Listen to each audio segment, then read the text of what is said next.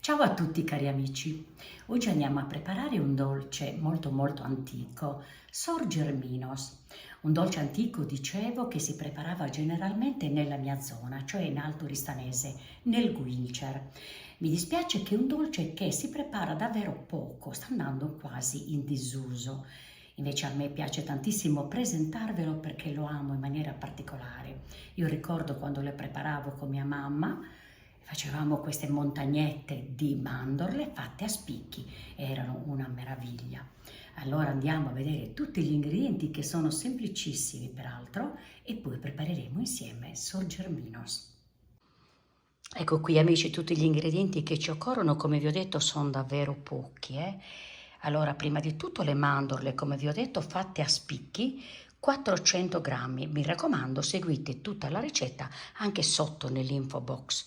Poi naturalmente ci serve lo zucchero sui 450 grammi, dell'acqua perché dobbiamo preparare lo sciroppo, circa 200 millilitri, del liquore bianco, un pochino, vedete, mezzo bicchiere, e io metterò il sambuca, un liquore bianco, può andare bene anche il maraschino, due bei limoni biologici grattugiati e poi naturalmente ci serve una pentola antiaderente se possibile, un mestolo di legno e anche per misurare la temperatura, anche un termometro da cucina. Ora mettiamo l'acqua e lo zucchero. Andiamo a formare lo sciroppo. Giriamo, facciamo sciogliere bene lo zucchero e aspettiamo che vada in ebollizione.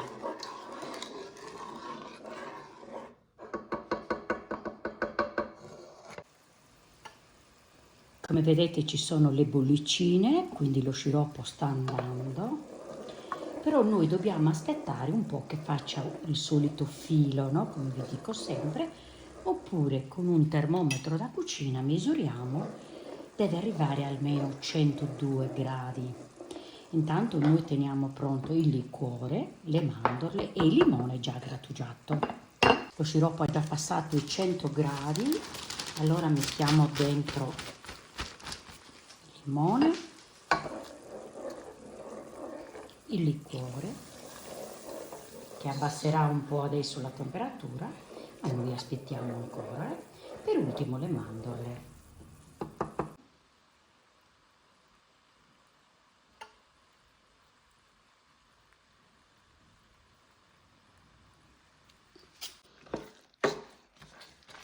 Vedete? Sono amalgamate, ci deve essere un po' di sciroppo sotto perché ci aiuterà per la formatura dei dolcetti. Io adesso lo tolgo dal fornello, però avrò a disposizione il fornello sempre a minimo se ci servirà ancora. Prendiamo un po' di mandorle dal pentolino e cerchiamo con due cucchiai di formare una sorta di montagnetta con la punta, così ci aiutiamo con i cucchiai. Sotto deve rimanere anche un po' di sciroppo, ci serve per tenere ferma la montagnetta del dolcetto. Facciamo un altro.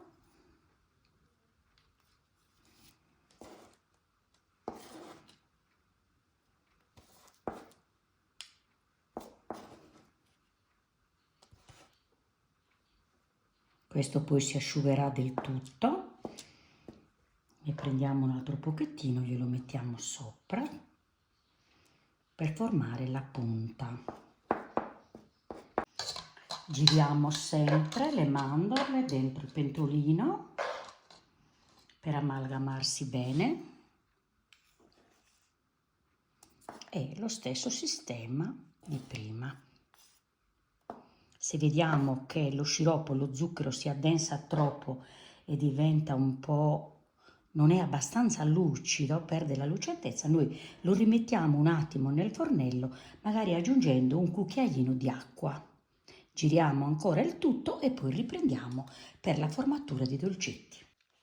Eccoli, adesso li facciamo asciugare bene prima di toglierli dalla carta forno.